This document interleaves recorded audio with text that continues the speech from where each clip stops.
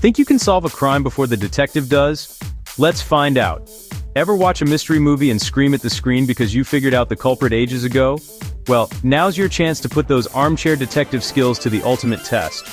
I've put together a collection of mind-bending cases that will challenge even the most seasoned mystery lovers. So, get ready to dive headfirst into a world of intrigue, deception, and clever clues. In this video, I've got 19 crime riddles that will seriously test your logic, patience, and maybe even your sanity. Some of these puzzles might look easy at first glance, but don't be fooled. The answers are often hidden in the smallest, most insignificant-looking details. If you miss just one tiny clue, you might find yourself completely outsmarted by a cunning criminal. It's all about paying close attention and thinking outside the box. Every detail, no matter how small, could be the key to cracking the case. From tricky alibis that seem airtight to sneaky suspects with something to hide, every single riddle is a new opportunity for you to prove just how sharp you really are. This isn't just about guessing, it's about deduction, observation, and connecting the dots. So, grab your detective hat, polish your magnifying glass, and get ready to scrutinize every word and every scene. Let's see how many of these challenging cases you can crack before I reveal the truth. The game is afoot. It was a bitterly cold winter morning when Detective Miller was called to the home of a wealthy recluse, Mr. Harrington. He was found in his study, having passed away overnight. The room was freezing, as a large window was left wide open, letting in the frigid air. On the floor, a few feet away from Mr. Harrington's armchair, was a small puddle of water. There were no footprints in the snow outside the window, and the door to the study was locked from the inside. The detective surveyed the scene meticulously. The rest of the room was immaculate, save for the puddle. There was no sign of a struggle, and nothing seemed to be stolen. The only other person in the sprawling mansion was the butler, who claimed he hadn't heard a thing all night. He said Mr. Harrington always locked his study door before bed and wouldn't have opened it for anyone. The cause of death was not immediately obvious, and there was no weapon in sight. Detective Miller knelt beside the puddle, his brow furrowed in thought. How could a puddle of water just appear in a locked room on a freezing day? And more importantly, what did it have to do with Mr. Harrington's untimely demise? The open window suggested someone might have escaped, but the untouched snow outside told a different story. What crucial piece of evidence is hiding in plain sight? Think carefully. What melts and leaves only water behind? A famous botanist was found defeated in his own greenhouse on a sunny Sunday afternoon. Detective Adams arrived to find 3 suspects, all employees of the botanist, waiting for questioning. The first was the gardener, who claimed he was planting new tulip bulbs in the north garden all morning. The second was the cook, who insisted she was in the kitchen preparing lunch since 8 a.m. The third was the housemaid, who said she was dusting the library on the opposite side of the estate. Detective Adams decided to inspect their alibis. He first went to the north garden. The sun was high and bright, beating down on the freshly turned soil. He saw the gardener's tools and several newly planted rows of what looked like tulip bulbs. The gardener seemed genuinely distraught, wringing his dirt-covered hands as he explained his morning routine. He pointed to the specific rows he had just finished, sweat beading on his forehead despite the pleasant weather. The detective looked at the gardener, then at the bright sun, and then back at the ground. Something about the gardener's story didn't add up. It was a perfect alibi on the surface. He had witnesses who saw him in the garden, and the physical evidence was there. Yet, Detective Adams knew he was lying. What small, scientific detail gave the gardener away? Think about the conditions of the day, and what a gardener would know. A man was found stranded on a deserted island. He had no food, no water, and his boat was wrecked on the shore. When rescuers finally found him, he was weak but alive. In his pocket, they found a note. The note was soggy and torn, but the writing was legible. It read, "I am a wealthy man. If you rescue me, I will give you $1 million. My treasure is hidden under the big palm tree." The rescuers were overjoyed and immediately started digging. They dug for hours under the largest, most prominent palm tree on the island, but they found absolutely nothing. They questioned the man, who was now recovering on their ship. He swore he wrote the note and that the treasure was real. He described the chest filled with gold and jewels in great detail. The rescuers were confused. Was the man lying to them just to get rescued? Or was there another explanation? They felt tricked and were about to give up on him. But one of the rescuers, a clever young woman, realized the truth. She looked at the note again, then at the man, and understood why they couldn't find the treasure. The man wasn't a liar, but he wasn't exactly telling the whole truth either. The clue wasn't in what the note said, but in who wrote it and under what circumstances. Why would a man who is about to be rescued write a note like that? What was his real intention? A man was found murdered on a Sunday morning. His wife immediately called the police.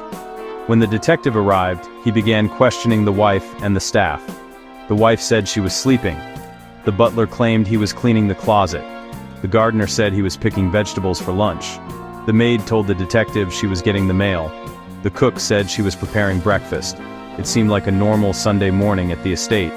The detective listened to each alibi carefully, nodding as each person explained their whereabouts. Everyone seemed to have a plausible reason for being busy. The estate was large, and it was entirely possible that no one heard or saw anything unusual. The wife was in her bedroom upstairs, the butler was in the master walk-in closet, the gardener was out back, the cook was in the kitchen, and the maid was at the front of the house. After hearing all the statements, the detective immediately arrested the murderer. There was no need for further investigation or evidence collection. One of the alibis was a complete and utter lie, something that was impossible for that day. Which of the 5 people was lying? And how did the detective know instantly? Think about the day of the week and the routines associated with it. One of these simple, everyday tasks is out of place. A renowned chemist was found dead in his laboratory.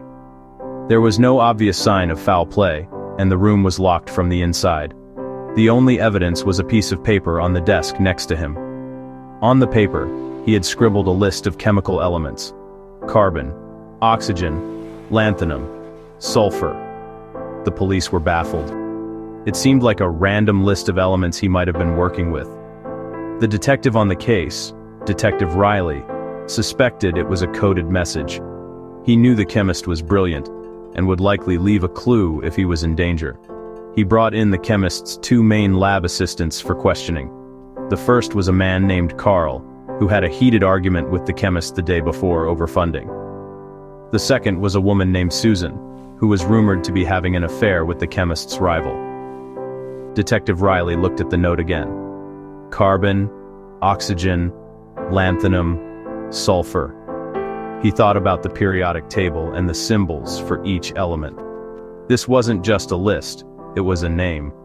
The dying chemist had used his last ounce of strength to identify his killer. Can you decipher the message and figure out who the killer is? You might need to dust off your old chemistry knowledge for this one. A wealthy businessman, Mr. Black, was found stabbed in his library. The police had 2 primary suspects: his identical twin sons, Julian and Roman. The twins were notorious for their rivalry, and had a huge fight with their father the night before about their inheritance. When questioned, both twins blamed each other. Julian claimed Roman did it out of greed, while Roman insisted Julian was the culprit, desperate for money. The detective found a crucial piece of evidence. The murder weapon, a knife, was clutched in Mr. Black's right hand. This suggested he might have tried to defend himself or even pulled the knife from his own body. The coroner confirmed that Mr. Black was right-handed. The detective observed the twins closely as they gave their statements. They were physically identical in every way, making it impossible to tell them apart at a glance. However, after a few minutes of observation, the detective knew exactly which twin was guilty. He didn't need a confession or any other evidence. There was one small, almost unnoticeable biological difference between them that gave the game away, especially in relation to the evidence. What did the detective notice that allowed him to solve the case? Pay close attention to the details about the victim and the nature of identical twins.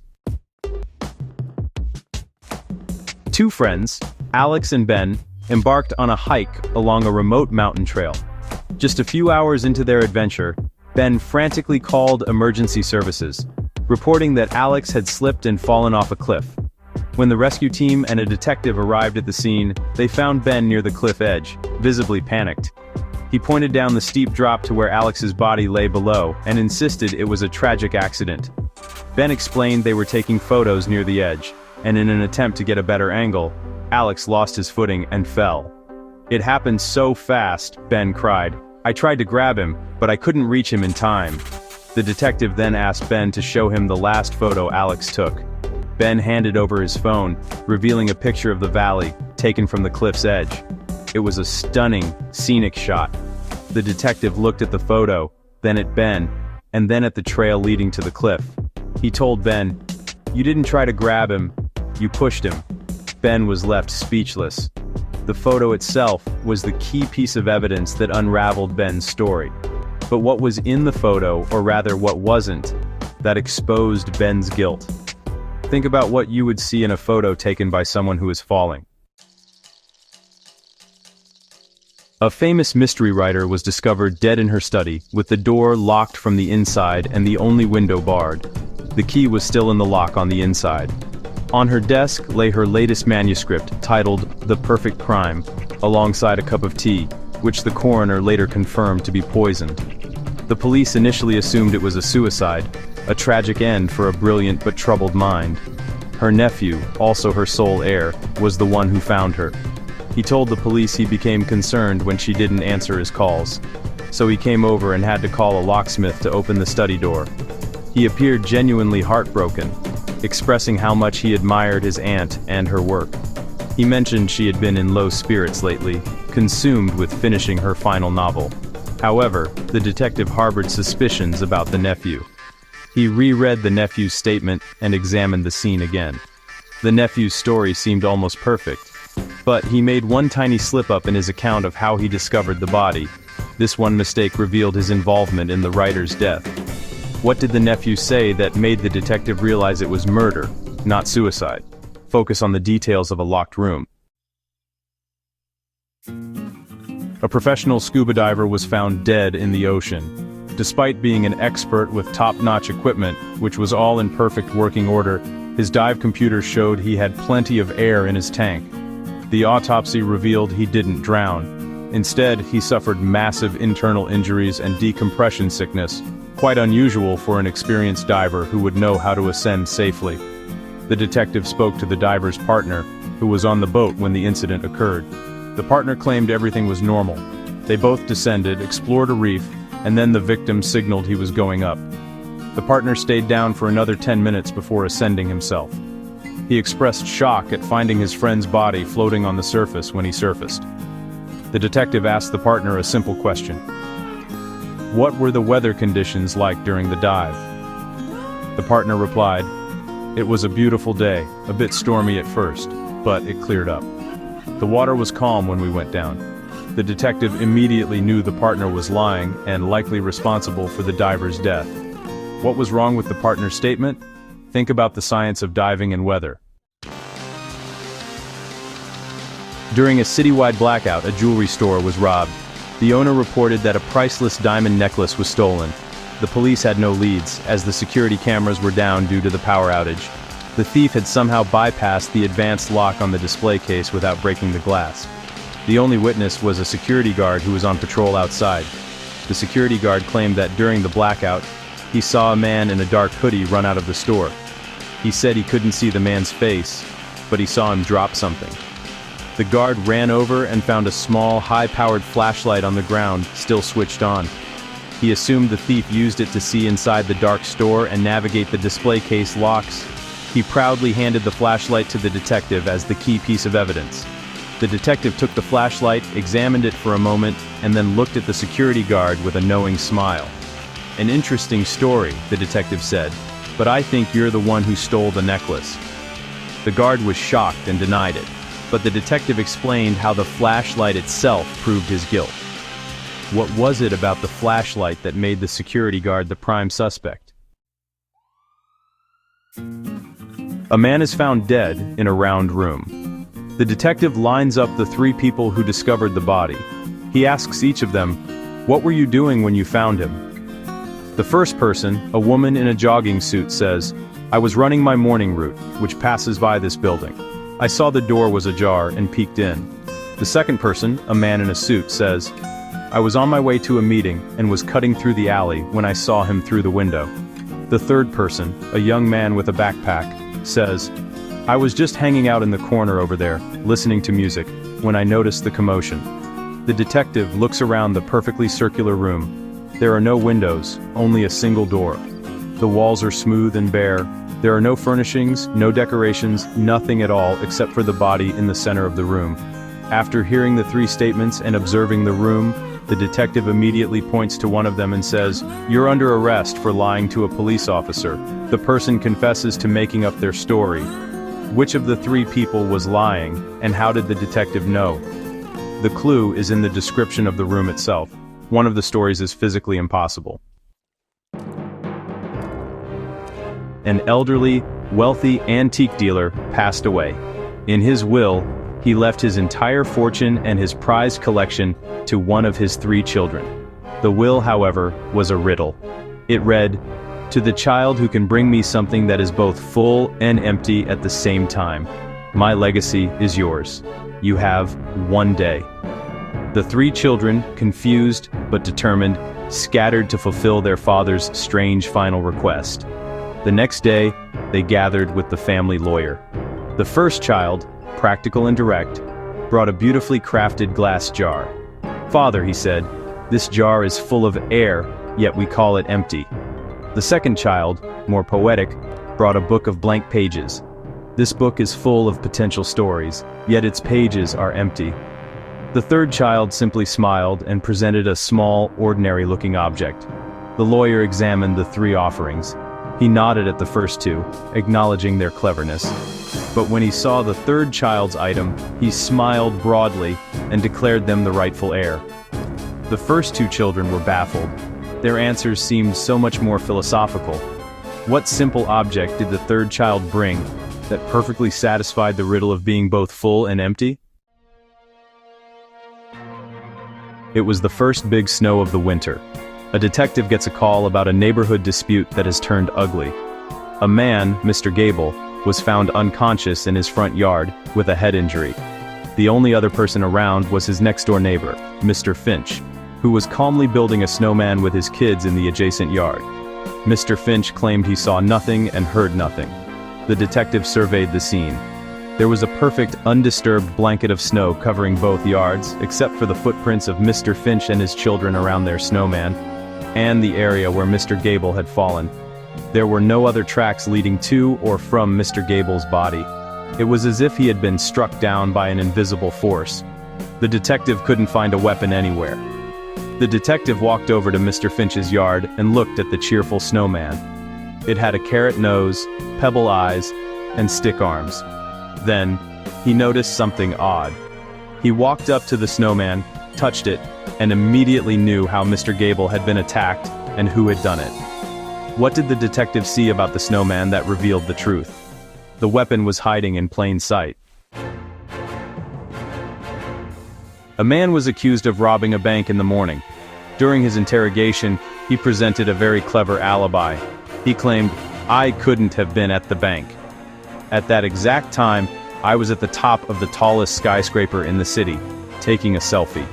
To prove it, he showed the detective a photo on his phone. The photo was of him, smiling, with the city sprawling out far below. The timestamp on the photo matched the time of the robbery. The detective looked at the photo. It was a clear, sunny day. The man was indeed at the top of the building. The city looked like a map beneath him. It seemed like an unbreakable alibi. How could he be in two places at once? The detective asked to see the man's phone and zoomed in on the photo, examining every detail. The man smirked, confident he had outsmarted the police. But the detective wasn't fooled. After studying the image for a minute, he said, "This photo is fake. You took it at a different time." The man's smirk vanished. How did the detective know the photo wasn't taken in the morning? The clue is in the details of the photo and the position of the sun. What would you expect to see in a morning photo that would be different later in the day?